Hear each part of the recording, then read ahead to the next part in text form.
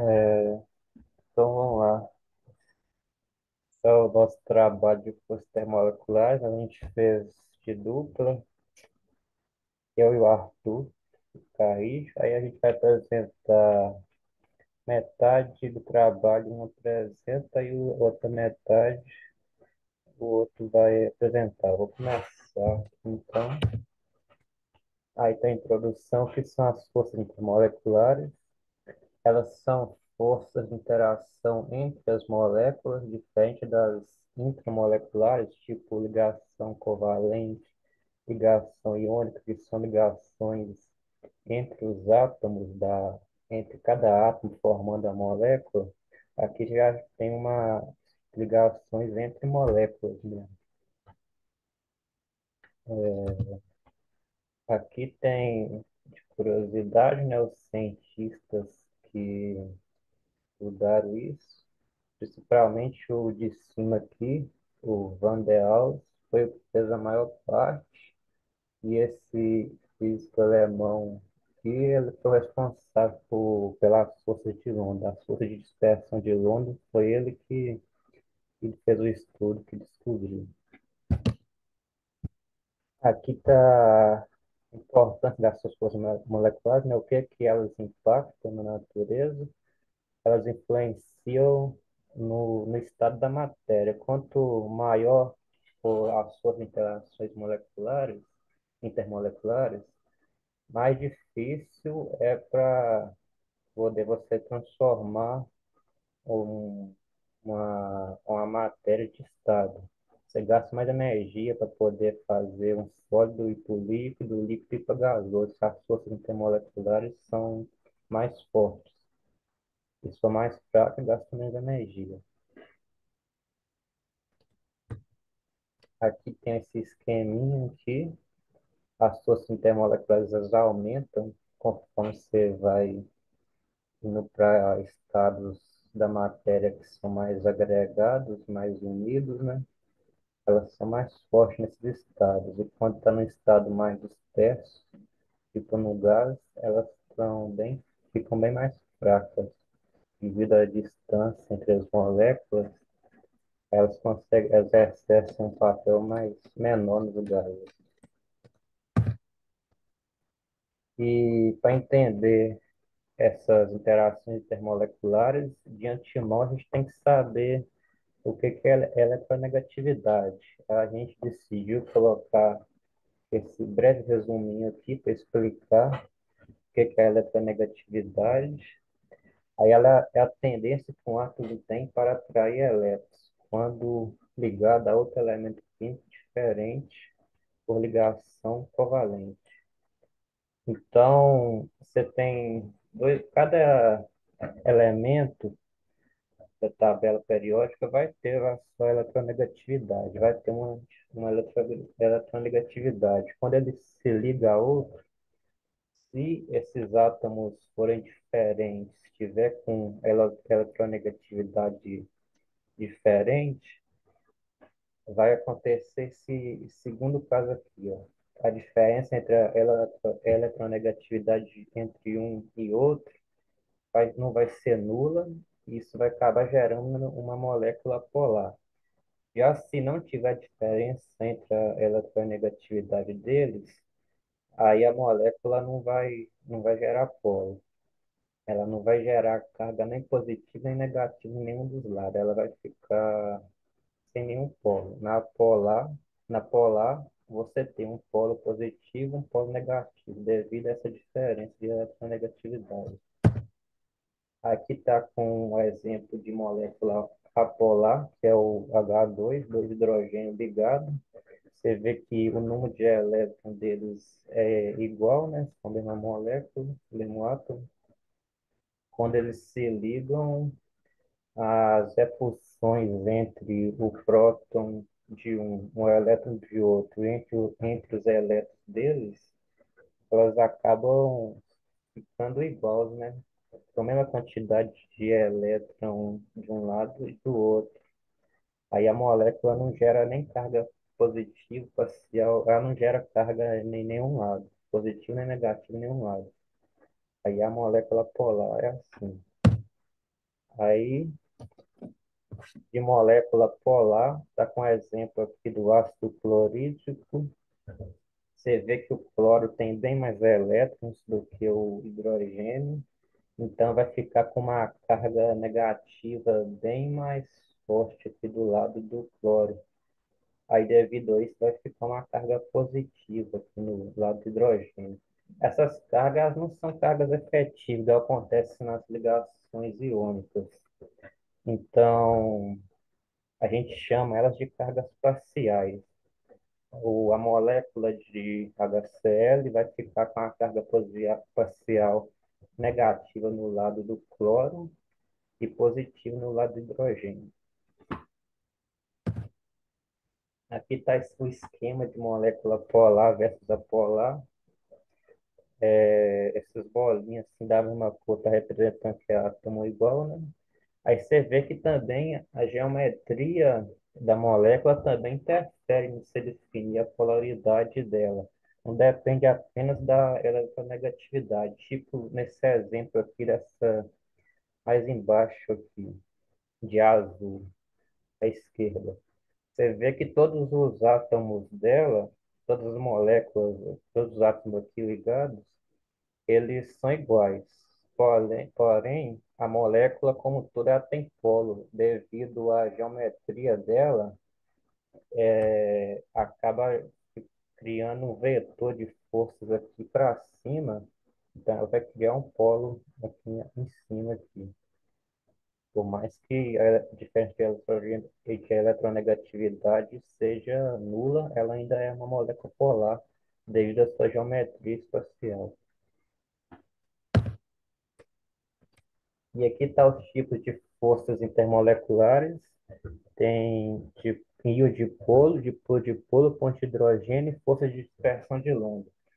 Ao fazer esse trabalho aqui, a gente está pensando em colocar assim, em vez de colocar apenas as forças de London, que também pode ser chamado de polo induzido, de polo induzido, a gente também ia colocar a força do tipo de polo induzido, que é praticamente a mesma coisa que as forças de London, mas tem uma diferençazinha pouca.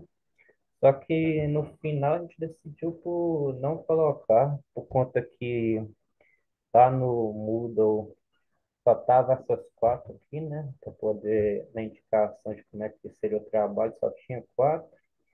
A gente acabou decidindo por colocar só essas quatro mesmo aqui, e sem especificar essa diferençazinha que tem aqui no caso da força de London lá.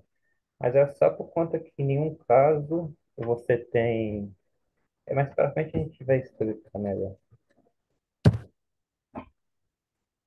Aqui tem as forças do tipo íon dipolo. As forças do tipo íon dipolo, você vai ter um íon que vai ser ligado a uma molécula polar.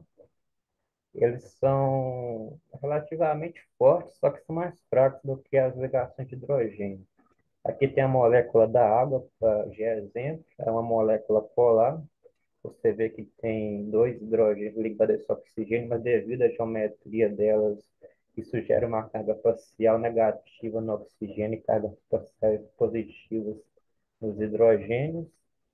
Essas cargas parciais positivas vão atrair o íon cloro, do caso do exemplo aqui da hidratação do NaCl, do clorídrico de sódio, sal de cozinha.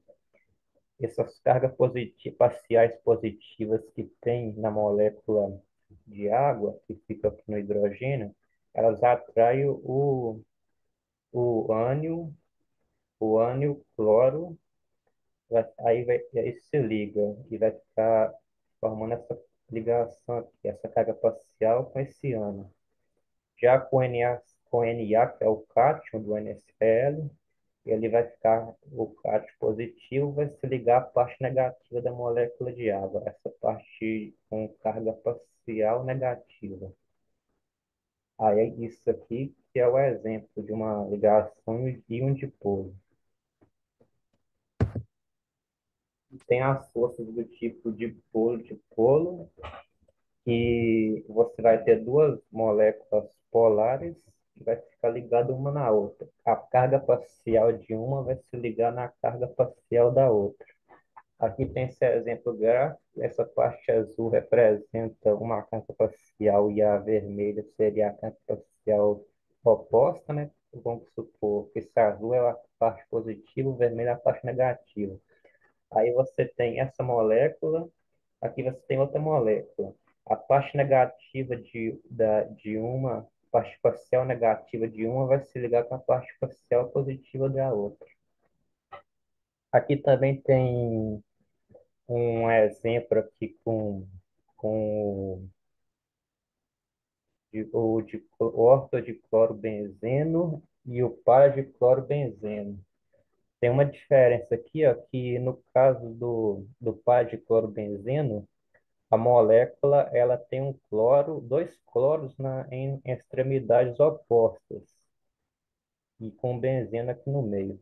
O benzeno ele é apolar.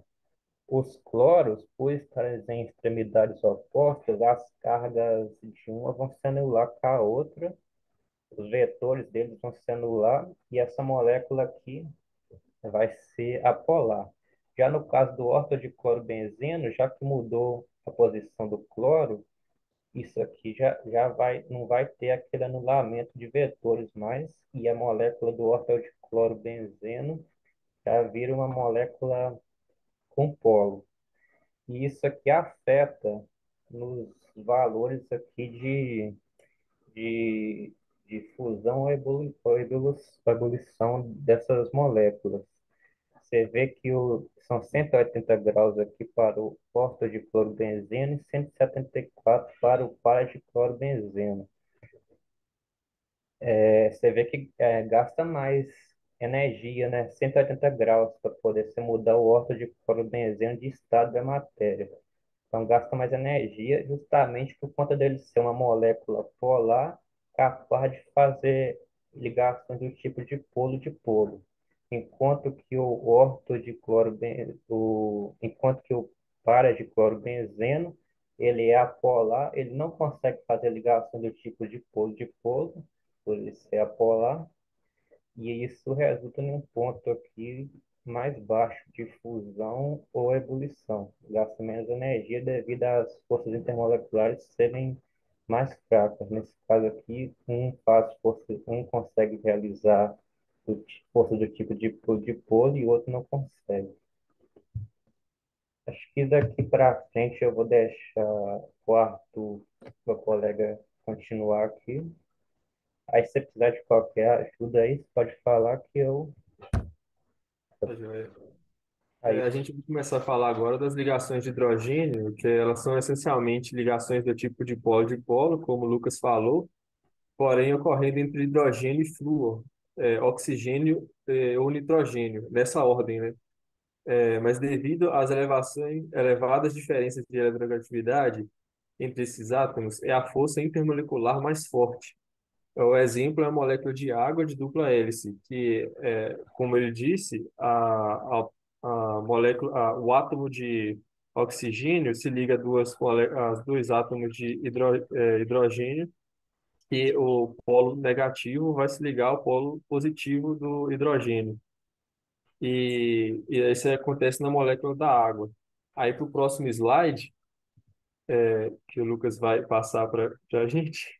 aqui só antes, aqui também tem um exemplo aqui da dupla hélice, né? Acontece na mesma coisa, né? Com nitrogênio ligado no hidrogênio. Então é importante, né? Se não fosse por essa ligação de hidrogênio, a molécula da fita de DNA talvez nem existiria, né? Uma coisa tão importante para a vida, todos os seres. Isso. Aí a gente vem a pergunta de como um simples inseto pode andar sobre as águas. As ligações de hidrogênio fazem com que as moléculas de água sejam atraídas umas às outras, formando uma tensão superficial devido aos vetores de uma força nessa região, porque a coesão entre a água é tão grande devido ao oxigênio e o hidrogênio ser forte, aí as ligações entre a água, uma molécula de água, e a outra molécula de água ser tão forte que acaba fazendo uma tensão superficial.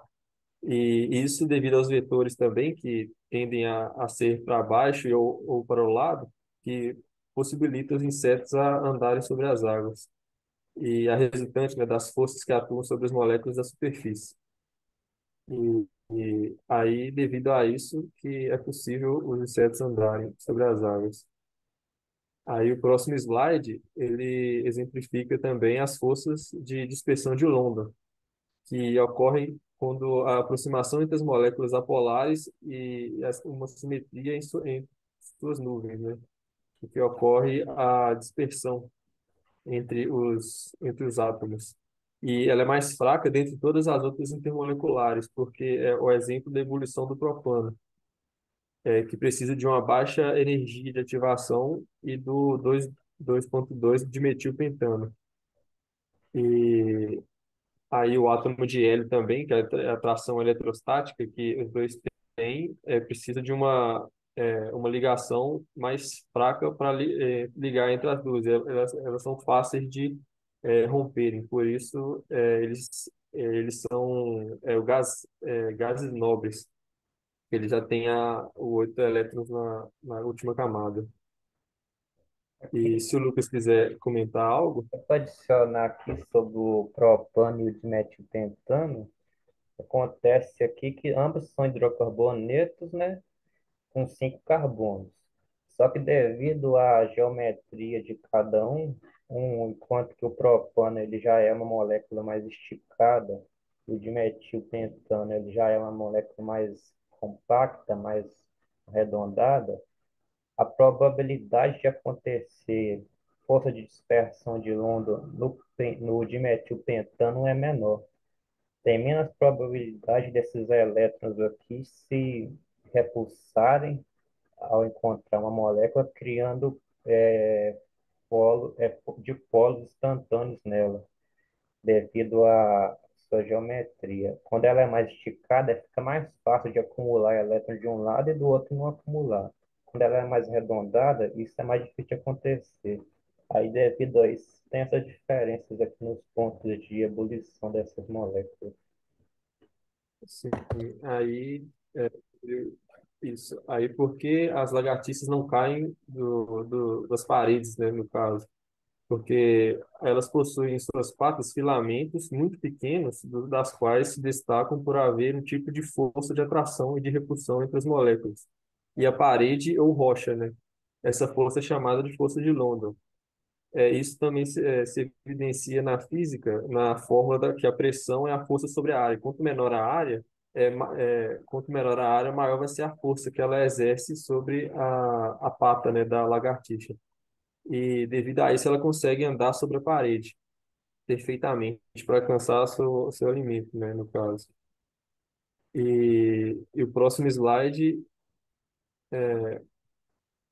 é porque o óleo não se mistura com a água. Aí isso é o Lucas que organizou essa informação. Aqui é igual está escrito aqui, né? O óleo ele é um hidrocarboneto de cadeia longa, portanto ele é apolar. Se ele é apolar, a única tipo de ligação que ele conseguiria fazer com a água seria do tipo força de London, né? Que as moléculas apolares conseguem fazer são as forças de London. Aí, só que devido às moléculas de água já estarem ligadas por ligações de hidrogênios que são muito mais fortes do que as forças de London, isso faz com que o força de London entre o óleo e a água não consiga prevalecer sobre as forças entre as moléculas de água.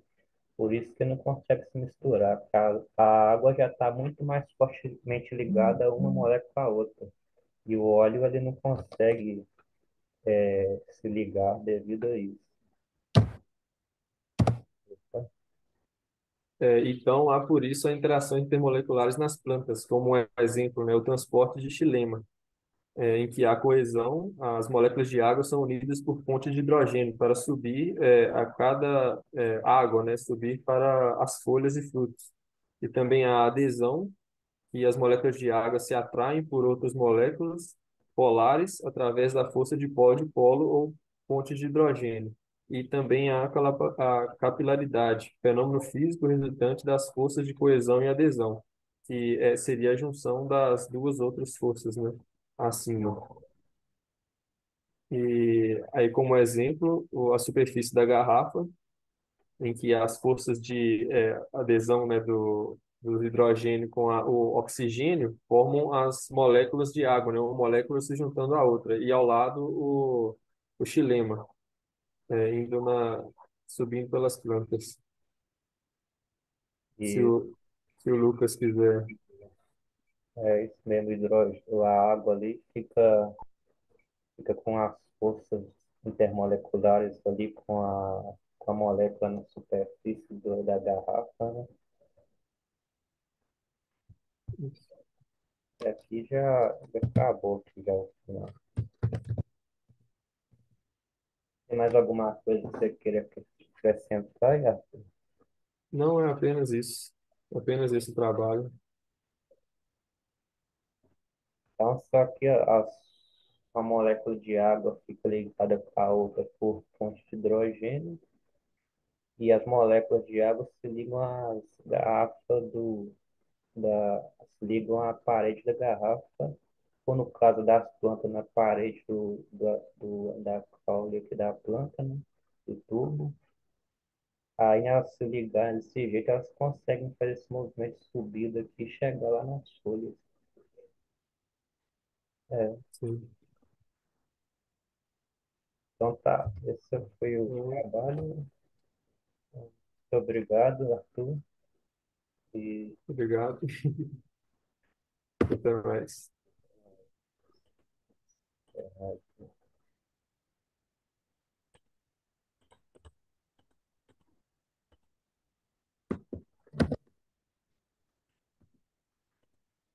Já foi?